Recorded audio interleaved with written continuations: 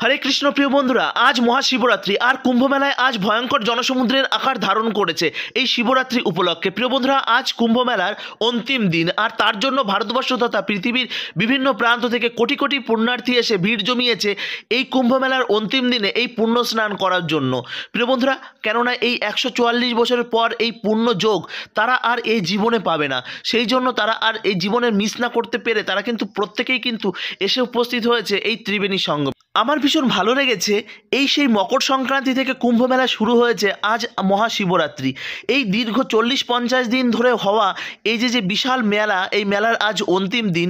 ভারতবর্ষের বিভিন্ন প্রান্ত থেকে যাদের একটু সম্ভব হয়েছে তারা কিন্তু প্রত্যেকেই কম বেশি এসে উপস্থিত হয়েছে এই কুম্ভ মেলাতে।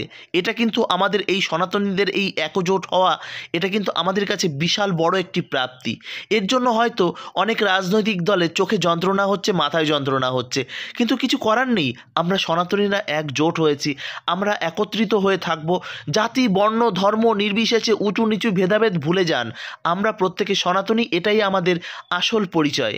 তো প্রিয় বন্ধুরা, এই দেখতেই পাচ্ছেন এখানে কেউ ধনী ডুব মেরেছে এই পুণ্যস্থানে, কোনো গরিব ডুব মেরেছে, কোনো উচ্চ জাতি কোনো নিম্ন জাতি, কোনো কিছু ভেদাভেদ নেই, সমস্ত কিছু ভুলে সবাই যেন আমরা সনাতনী একত্রিত হয়ে গেছি।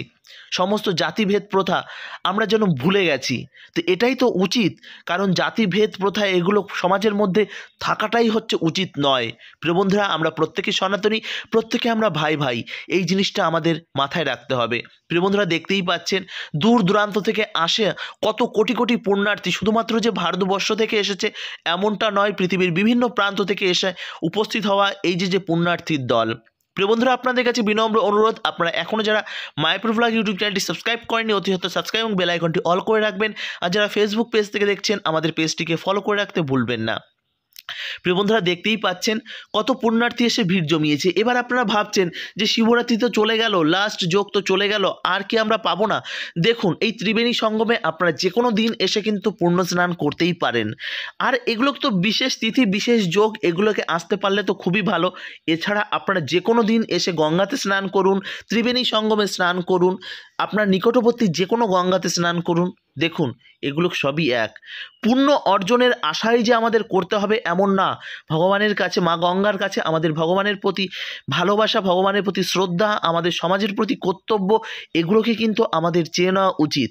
আমাদের মা গঙ্গার কাছে স্নান করলাম আর বললাম আমার সমস্ত পাপ ধুয়ে মুছে লীন হয়ে যাক, এমনটা কিন্তু নয়। দেখুন, এমনও দৃশ্য দেখা গেছে এই কুম্ভ মেলাতে আসার পথে মারামারি করছে, হই হট্টগোল করছে, উন্মাদের মতন করছে। এইভাবে তো কুম্ভ মেলাতে এসে পুণ্য স্নান করা যায় না। কুম্ভ মেলাতে এই এসেই পুণ্য স্নান মানে কি, আমার মনের মধ্যে যে অহংকার, মনের মধ্যে যে পাপ আছে সেগুলো যাতে ধুতে হয়। আমাদের মনের বাইরের যে পাপগুলো রয়েছে সেগুলো ধুয়ে কি হবে? সেগুলো আদৌ কি ধোয়া যায়? যায় না। এই কুম্ভ মেলাতে আসলেন আর এসে এখানে নোংরা আবর্জনা বদমাইশি চুরি ছেঁচড়ামি করে গেলেন, এগুলোকে কিছু হয় না। তো যাই হোক, আজ মহাশিবরাত্রি, আপনারা যারা কুম্ভ মেলাতে আসতে পারেননি, আপনার নিকটবর্তী যে কোনো শিব মন্দিরে গিয়ে অবশ্যই বাবার মাথায় একটু হলেও দুধ বা একটু হলেও ডাব আপনারা চড়াবেন। তো এরপর অনেকে আছেন তারা কিনা বলবেন যে আজকে এই বাবার মাথায় দুধ ঢালা দেখে তাদের অত্যন্ত কষ্ট হয়, বুকের মধ্যে চিনচিন করে ব্যথা করে। তারা বলে এই দুধটাকে বাবার মাথায় না ঢেলে গরিবদের মধ্যে দান করুন। দেখুন, গরিবদের মধ্যে যদি দান করার নিতান্তই আপনার ইচ্ছা থাকে, বছরের 365 দিন যে কোনো দিন আপনার কি করতে বিন্দুমাত্র কি ইচ্ছা হয় না? যত ইচ্ছা কি এই ভগবানের প্রতি যখন ভক্তরা একটু সেবা কার্য চালায় তখন এখানে হয়তো কতটুকু দুধ দেয়, হয়তো প্রত্যেকে একটু একটা গ্লাসের হাফ গ্লাস দুধ দেয়, তার মধ্যেও তো ম্যাক্সিমাম তা থাকে গঙ্গা জল, ডাব জল। তো তারপরেও মানুষের কেন এই চোখ টাটানো? তো প্রিয় বন্ধুরা, যাই হোক, যারা নিন্দুক তারা নিন্দা করবেই। আর বিভিন্ন মানে কি এনজিওগুলো রয়েছে, তারা এরকম সেবার নামে তারা ব্যবসা খুলে বসেছে। এরকম বহুত এনজিও রয়েছে, তারা কিন্তু সেবা কার্য সত্যিই চালাচ্ছে, কিন্তু অনেক এনজিও আছে তারা কিন্তু এরকমভাবে কাজ করে, তারা কিন্তু অনেক রকমভাবে নিজেদের আর্থিক লাভ করছে। এই জিনিসগুলোকে আপনারা মাথায় রাখবেন। যে কোনো স্থানে আপনারা দান করার আগে অবশ্যই আপনারা 10 বার ভাববেন। তো যাই হোক, কুম্ভমেলাতে স্নান করার পর এখানে দেখতে পাচ্ছেন বহুত পুণ্যার্থীরা এখানে বসে আছেন। এখানে তাদের প্রিয়জনের জন্য বা জামাকাপড় চেঞ্জ করছে, জামাকাপড় চেঞ্জ করার জন্য ওখানে অনেকগুলো কাউন্টার করা হয়েছে, অনেকগুলো ছোট ছোট করা হয়েছে। সেখানে গিয়ে কিন্তু আপনারা অনেকেই মায়েরা কাপড় চেঞ্জ করতে পারে। কিন্তু আবার অনেকেই আছেন এখানে এরকমভাবে বসে থাকেন, যে কারণে কিন্তু ভিড়ভাট্টার সময় অনেক রকমের সমস্যা হয়। তো অনেকে হুটমাট করে এরকম গায়ের ওপর পড়ে যায়, সেক্ষেত্রে কিন্তু অনেক বিপদ ঘটতে পারে। এই জিনিসগুলো অবশ্যই মাথায় রাখবেন। প্রিয় বন্ধুরা, আপনারা আজ মহাশিবরাত্রির দিন কে কোথায় আছেন এবং কে কোথায় মহাশিবরাত্রি পালন করছেন কমেন্ট করে জানাতে ভুলবেন না। আর এই শিবরাত্রির দিন আমাদের মা বোনেরাই বেশিভাবে পালন করে থাকে, কিন্তু আমাদের প্রভুজিরাও কিন্তু খুব সুন্দরভাবে পালন হয়ে থাকে। শ্রীধাম মায়াপুর ইস্কন মন্দিরেও কিন্তু শিবরাত্রি পালন করা হয়। সেটা হচ্ছে আমাদের রাজাপুর জগন্নাথ মন্দির ইস্কন মন্দিরের যে ব্রাঞ্চটি রয়েছে, সেখানে কিন্তু মহা জাঁকজমকপূর্ণভাবে এই শিবরাত্রি পালন করা হয়ে থাকে। তো প্রিয় বন্ধুরা, আপনারা যারা মায়াপুরের কাছাকাছি আসেন বা আমাদের অনেকেই বলে থাকেন যে ইস্কনের ভক্তরা বা গৌড়ীয় বৈষ্ণবরা তারা শিবরাত্রি পালন করে না, এটা আপনাদের নিতান্তই ভুল ধারণা। শিব হচ্ছে পরম বৈষ্ণব, আর শিবের কাছ থেকে সর্বদাই আমাদের কৃষ্ণ ভক্তি চেয়ে নেওয়া উচিত। এই জিনিসটা আমাদের প্রত্যেকের যেন মাথায় থাকে। তো প্রিয় বন্ধুরা, আজ সেসব প্রসঙ্গে না গিয়ে আজ কুম্ভমেলার সুন্দর দৃশ্য আপনাদের দর্শন করাচ্ছি। আপনারা দর্শন করুন আর প্রিয়জনের কাছে ভিডিওটি শেয়ার করুন, যাতে তারা বাড়িতে বসে এই সুন্দর দৃশ্য তারা দেখতে পায়।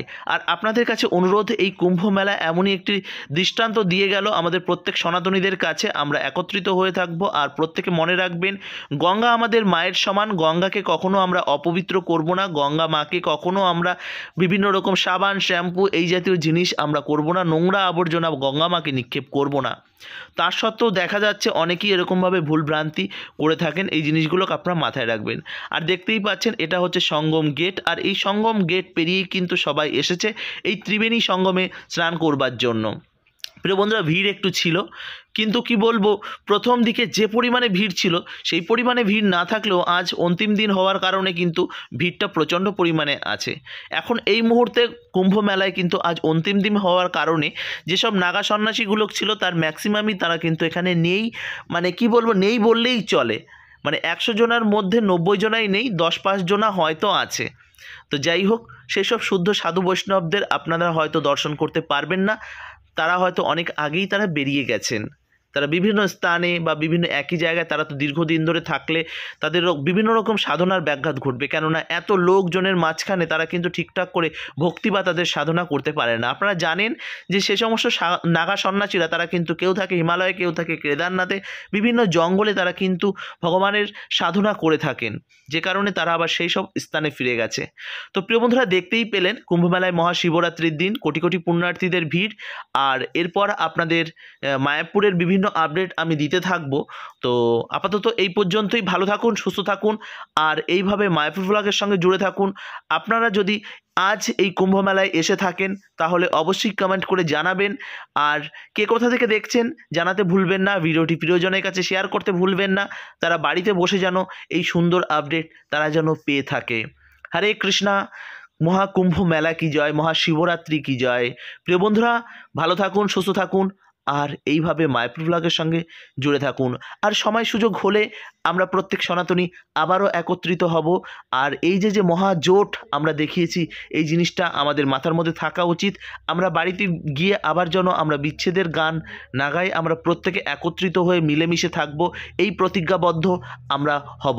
তো প্রিয় বন্ধুরা, বুঝতেই পারলেন এই কুম্ভ মেলা আমাদের কাছে কত বড় একটা দৃষ্টান্ত দিয়ে গেছে। এই জিনিসগুলো আপনার প্রত্যেকেই একটু মাথায় রাখবেন, এটা আপনাদের কাছে হাত জোড় করে আমার বিনম্র অনুরোধ।